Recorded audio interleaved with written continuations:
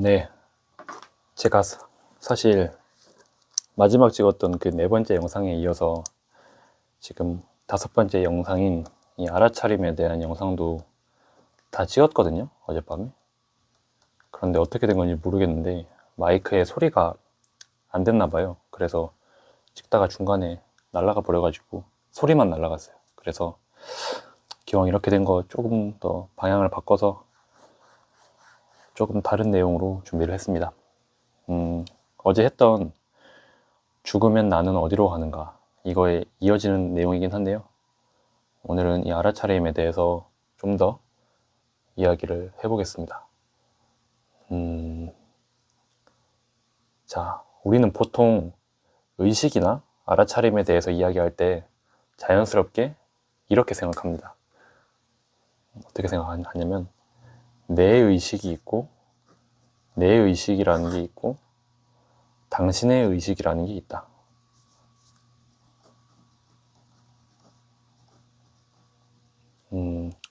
오늘은 이 전제가 내 의식이 있고 당신의 의식이 있다는 이 전제가 과연 경험적으로 성립하는지 차분하게 한번 살펴보려고 합니다. 오늘의 질문은 이것입니다. 알아차림은 왜 나뉘어 있지 않은가?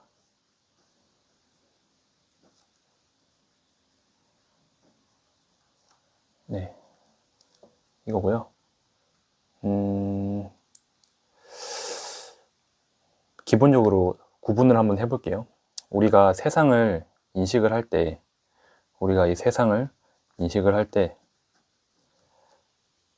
우리의 인식 속에서 등장하는 것들은 대부분 공통된 특징을 가지고 있습니다. 예를 들면 의자, 나무, 사람, 몸, 생각, 감정, 이것들은 전부 특성을 가지고 있는데요. 이게 무슨 말이냐면은 의자, 나무, 사람, 몸, 생각, 감정, 네, 이것들은 특성을 가지고 있는데 특성이 있다는 것은 한마디로 어떤 형태가 있고 위치가 있고 크기가 있다는 말이에요. 네. 그래서 우리는 이런 게 성립이 될 때, 어떤 특성이 있을 때, 어떤 형태나 위치나 크기 등등의 어떤 특성을 가지고 있을 때 이렇게 말할 수 있습니다. 의자 하나, 의자 두 개. 나무도 마찬가지고요. 나무 하나, 나무 두 개. 이렇게 특성이 있기 때문에 우리가 구분할 수 있고, 의자 1 혹은 의자 2를 구분할 수 있고, 나무 1, 나무 2, 철수 0이, 철수의 특성이 있고 영의 특성이 있죠. 이렇게 특성이 있기 때문에 우리는 구분할 수 있고, 구분할 수 있기 때문에 셀 수 있습니다. 네. 여러분, 여기서 눈여겨보셔야 되는 게, 셀 수 있다는 것은 구분할 수 있다. 구분할 수 있다는 것은 우리가 구분할 수 있게끔 특성이 있다. 자, 그렇게 됐고, 그러면은, 자, 여러분, 그런데 저희가 앞에서 살펴본 이런 거 말고 이제 오늘의 주제인 알아차림에 대해서 한번 이야기를 해보겠습니다. 알아차림. 그렇다면 이 알아차림은 과연 어떨까요? 지금 이 순간에도 이 알물, 그리고 제가 지금까지 한 이런 내용들과 이 모든 말을 알고 있는 그 암 자체를 한번 살펴보겠습니다. 이 알아차림에는 저희가 처음에 이야기했던 이러한 형태가 있나요? 형태? 이 알아차림, 암에는 형태가 있나요? 그리고 이 알아차림, 암에는 색깔이 있나요? 이 알아차림에는 크기가 있나요? 이 알아차림에는 위치가 있나요? 아마 있다고 대답을 못 하실 거예요. 네, 형태도 없고, 알아차림은 색깔도 없고, 알아차림은 크기도 없고, 알아차림은 위치도 없습니다. 이 말이 무슨 뜻이냐? 저희가 특성에 대해서 이야기를 했는데 알아차림은 구별되어지는 어떤 특성이 없다는 거예요. 예. 여기서 아주 중요한 차이가 드러나는데요. 특성이 있는 것은 뭐라 그랬죠? 셀 수 있다고 했죠. 그런데 특성이 없는 것은 셀 수 있을까요? 없을까요? 네, 셀 수 없어요. 특성이 없는 것은 셀 수 없습니다. 그래서 저희가 처음에 이야기한 이 의자는 저희가 셀 수도 있고 여러 개일 수가 있어요. 내 의자, 네 의자, 이게 가능합니다. 그런데 우리가 지금 살펴본 이 알아차림은 하나, 둘, 뭐 너의 알아차림, 나의 알아차림 이렇게 셀 수가 없습니다. 왜냐하면은 뭔가를 세려면은 이게 다르고 이게 같고 하는 그런 어떤 기준이 있어야 되거든요. 특성이 있어야 된단 말이죠. 그런데 이 구분할 기준 자체가 없기 때문에 셀 수가 없어요. 알아차림은. 그러면 지금까지 이야기한 내 알아차림 그리고 당신의 알아차림, 여러분의 알아차림은 어떻게 될까요? 우리는 말로써 이렇게 표현하죠. 내 의식, 당신의 의식.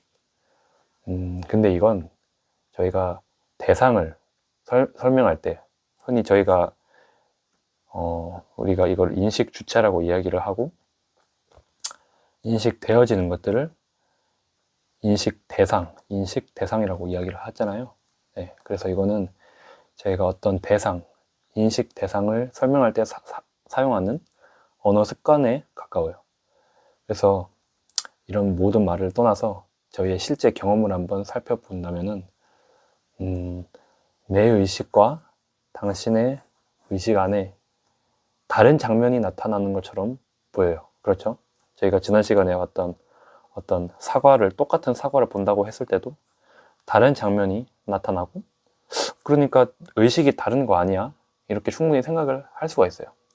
그런데 여기서 보셔야 될 게, 알아차림이라는 거는, 어떻게 보면 배경, 투명성, 공간에 가깝다고 했죠. 네, 이거는 왜냐하면은 이런 특성을 담을 수 없기 때문에. 이런 특성이 없는 게 뭐예요? 그냥 투명 아니에요? 투명? 네, 그냥 이거를 존재하게 하는 공간, 그거의 속성에 가까워요. 이거는 어떤 대상적인 속성을 갖고 있는 게 아니라. 그래서 이 바탕의 알아차림, 흔히 저희가 말하는 뭐 바탕의식, 그리고 뭐 김주환 교수님 언어를 빌리자면은 배경자, 뭐 본래 성품, 본래 면목, 청정 광명심, 다른 사람은 참나 이렇게 말하기도 하죠. 아무튼 그런 것들은 나뉘어 있지 않다는 거예요. 네. 내 참나가 따로 있고 네 참나가 따로 있고 그런 게 아니라는 거예요. 네. 자, 우리가 내 의식이라는 것 같은 느낌, 당신의 의식이라는 것도 그냥 하나의 장면일 뿐이고 이 동일한 알아차림 위해서 나타나고 사라진다는 의미인데, 여기서 근데 이게 직관적으로 안 와닿으실 거예요. 피부에 아마 안 와닿으실 건데, 우리가 어떤 착각과 어떤 관념을 갖고 있어서 그렇거든요. 그게 뭐냐면은, 이어서 하면은, 저희는 이렇게 생각하죠. 내 몸과 너의 뭐가 다르죠? 나와 너에 있어서 일단은 몸이 달라요, 이거죠. 몸은 다릅니다. 구분할 수가 있어요. 그리고 나의 생각과 너의 생각도 다릅니다. 그렇죠? 철수의 생각, 영희의 생각, 뭐 우리 집 뽀삐의 생각, 그리고 뭐 옆집 방울이의 생각, 이런 게 다를 거잖아요. 그리고 내가 경험하는 경험도 다르고, 너가 경험하는 경험도 다르고, 철수의 경험도 다르고, 영희의 경험도 달라요. 그렇다 보니까 우리는 자연스럽게 알아차림도 다르겠지라고 자연스럽게 생각을 하게 됩니다. 근데 이거는 이 대상들에 적용되는 논리를 그 바탕에도 그대로 적용했기 때문에 생기는 오류에 가까운데요. 예를 들어서 저희가 파도가 있다고 해볼게요. 파도는 이렇게 파도가 있다고 할 때 파도는 높이도 다르고 모양도 다르고 이 움직이는 어떤 물결이나 이런 것도 다 달라요. 그렇죠? 하지만 그렇다고 해서 이 파도를 이루고 있는, 파도를 존재하게 하는 이 바다 자체가 다른 건 아니죠. 그죠? 네. 그래서 우리가 파도는 셀 수 있지만 바다는 셀 수 없죠. 내 앞에 막 파도가 밀려온다고 했을 때 한번 상상을 해보세요. 여러분이 이렇게 백사장에 있는데 백사장에서 파도가 이렇게 밀려오는 것들을 보고 있어요. 파도가 몇 개 온다 셀 수 있는데 바다는, 비유를 하자면 바다는 셀 수 있는 어떤 속성의 것이 아니죠. 네, 알아차림도 이런 거라는 거예요. 우리가 지금까지 이야기한 나의 생각, 나의 몸, 나의 경험 이런 것들은 그냥 피어났다, 바다 위에서 피어났다 사라지는 파도에 가까운 것들이고, 이 알아차림은 바다에 가깝다는 거예요. 그 속성을 봤을 때. 네. 그래서 저희는 아까 이야기한 내용을 좀 더 심화할 수 있는데, 이것들은 어떤 특성, 속성을 가지고 있잖아요. 근데 그런 것들이 없으면은 저희가 셀 수 없다고 했죠. 그게 무슨 말이냐? 이런 거에는 개별성이 존재를 해요. 이런 인식되어지는 대상들을, 우리가 지금 느끼고 감지하고 파악할 수 있는 이 모든 것들은 개별성이 존재를 합니다. 나의 개별성도 존재를 하고 너의 개별성도 존재를 하고, 똑같은 강아지 품종이라고 할지라도 우리 집 뽀삐랑 옆집 방울이가 다르죠. 개별성이 있어요. 네. 그런데 개별성이 존재를 하려면은 처음에 우리가 이야기한 것처럼 반드시 구분 가능한 어떤 특성이 있어야 된다 그랬죠. 네, 의자 두 개가 있는데 이 의자 두 개는 모양이 달라요. 모양이 다르고 나랑 너는 어떤 몸의 신체가 다릅니다. 네. 근데 알아차림은 이런 게 있을까요? 네. 나의 알아차림, 너의 알아차림. 우리가 말로는 이렇게 설명할 수 있는데 이 알아차림 자체에는 어떻게 이렇게 구별을 할 수 있는, 무엇이 나의 알아차림이다라고 표현할 수 있는 그런 속성이 없습니다. 그래서 이거는 처음부터 나뉘어지는 성질의 것이 아닌 거예요. 알아차림은. 여기서 또 다른 오해를 하나 방지하기 위해서 짚고 넘어가야 되는 부분이, 근데 그렇다고 해서 또 이거를 부정하는 건 아니에요. 이거를 알아차림이 하나니까 뭐 나랑 너가 하나다, 알아차림이 하나니까 너도 나다, 이 이야기를 하는 건 아니에요 지금. 그리고 개인은 환상이다, 이 개별성은 환상이다, 이 이야기를 하는 것도 무슨 말인지는 아는데 그게 저도 지금은 이 이야기를 하는 게 아닙니다.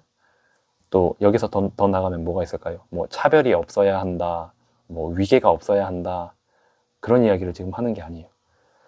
제가 지금 이야기하는 것은 그냥 이 경험이 작동하고 있는 구조에 대해서 한번 정확하게 살펴보자는 거예요. 네. 그래서 정리를 하자면은, 이 알아차림이 하나인 이유는 사실 하나다 둘이다 이것도 우리가 붙일 수가 없는데, 그냥 이해하기 쉽게 왜 알아차림이 하나인가, 왜 알아차림이 나뉘어지지 않는가, 이것은